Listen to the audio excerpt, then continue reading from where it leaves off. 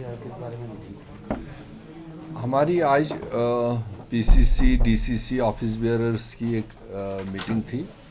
आपको जैसे जानकारी है कि पीछे हमने 15 फरवरी से 30 मार्च तक का पूरे जे.एंड.के में महंगाई और उससे रिलेटेड चीज़ों को लेकर एक मूवमेंट चलाई थी, movement against tax terrorism created by BJP government in Jammu and Kashmir. तो वो फेज़ हमारा 30 मार्च को कंप्लीट हुआ है।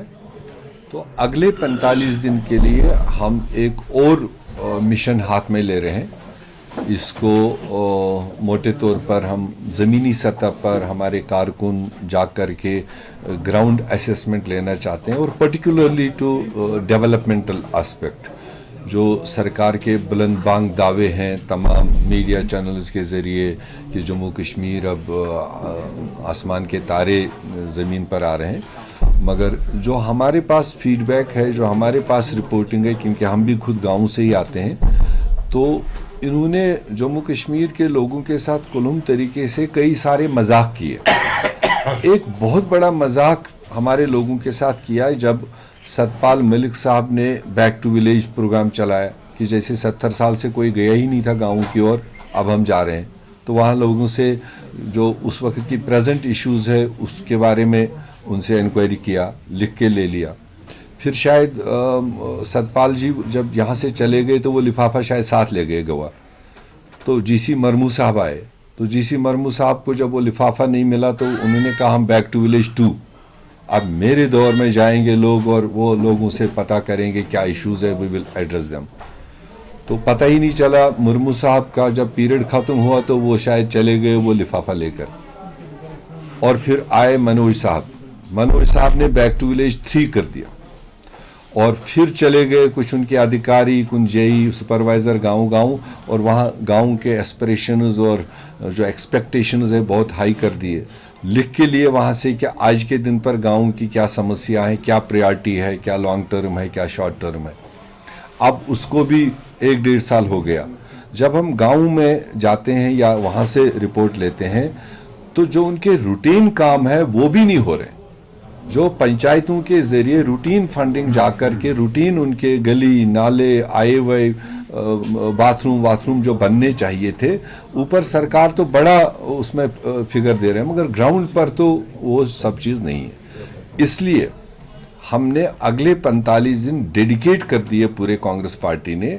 हमारी सारी रैंक एंड फाइल्स एक हर पंचायत में जाएंगे, वहाँ लोगों के हर किस्म के क्रॉस सेक्शन के लोगों को बुलाएंगे और पता करेंगे कि ये back to village 1, back to village 2, back to village 3 में जो उन्होंने डिमांड्स दी थी उसमें ज़मीनी सतह पर क्या मतलब हासिल हुआ, क्या उनको मोटिव होगा। कांग्रेस चली पंचायत की ओर, टारगेट हमारा रहेगा फिलहाल ये कश्मीर वैदी की हम बात करें, same will be followed in Jammu. तो जहाँ तक हमारे ऑर्गेनाइजेशनल यूनिट्स है, state leaders, district leaders, block level organisational heads, वो सारे जाएंगे और तरीके सिलसिलेवार कोशिश करेंगे कि अपने अपने रेस्पेक्टिव एरियाज़ में तमाम पंचायतों में एक पंचायत बिठाएंगे। उसमें 5 सरपंच भी बैठ सकते हैं, उसमें नॉन 5 सरपंच भी बैठ सकते हैं, उसमें कोई पार्टीबाजी नहीं होगी। कॉमन लोग उस गांव के उनको बिठाएंगे और मिनिमम 30 से 50 लोग हर बैठक में होने चाहिए ताकि ये आईवाश ना हो 4 लोगों से पूछ करके चले आए।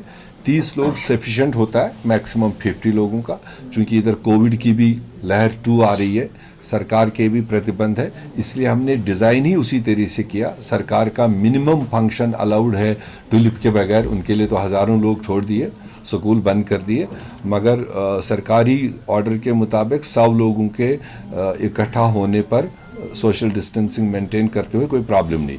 तो हमने उससे भी आधा ही कर दिया ताकि कल सरकार कहीं अड़चन न लाए।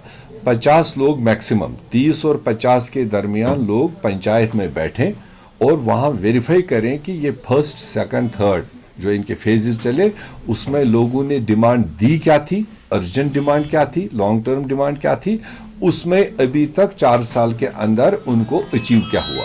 ये रिपोर्ट हम कलेक्ट करेंगे और उसके बाद फिर सरकार को सुनाएंगे कि ग्राउंड पर क्या हो रहा है। आप लोग उसके गवाह रहेंगे जगह जगह। मीडिया का पीछे भी 45 दिन अच्छा रोल रहा।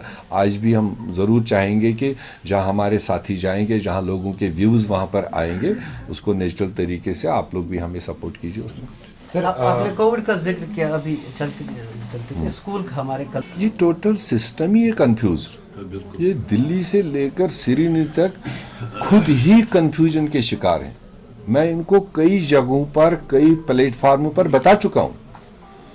इनके लिए एक पिकनिक टाइप है। ये कोई कोऑर्डिनेशन नहीं है, किसी भी डिसीजन में इनकी कोई कोऑर्डिनेशन नहीं है। With the result people of Jammu and Kashmir are suffering.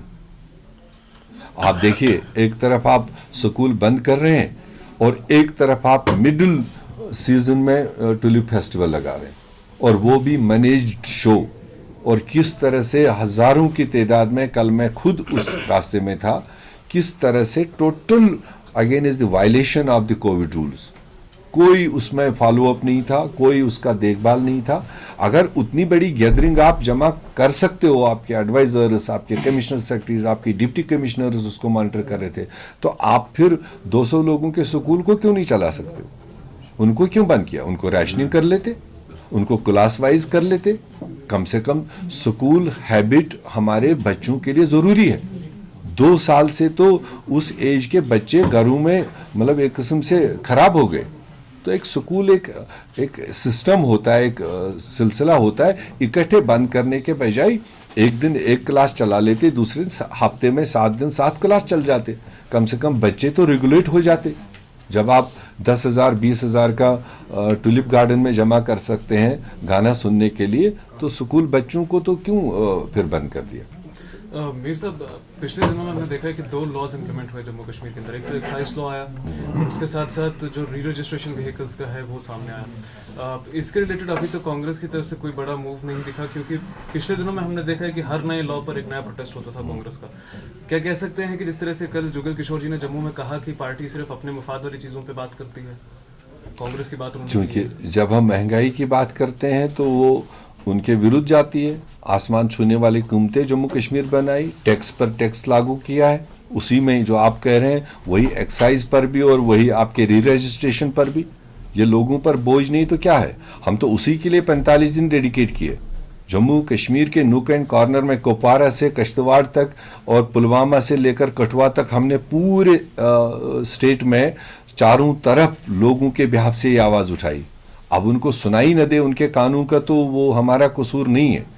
Congress forefront पर है। जो भी लोगों के इश्यूज हैं उनको हम उजागर करते रहेंगे। हम दूसरे लोगों की तरह नहीं है कि शॉर्टकट मार करके खाली वोट बैंक देखेंगे। कांग्रेस बुनियादी बनी है लोगों की सेवा के लिए, गरीब लोगों की आवाज़ बनने के लिए। वो हम लगातार जारी रखे हुए हैं और आगे भी रखेंगे। चलिए, थैंक यू सर।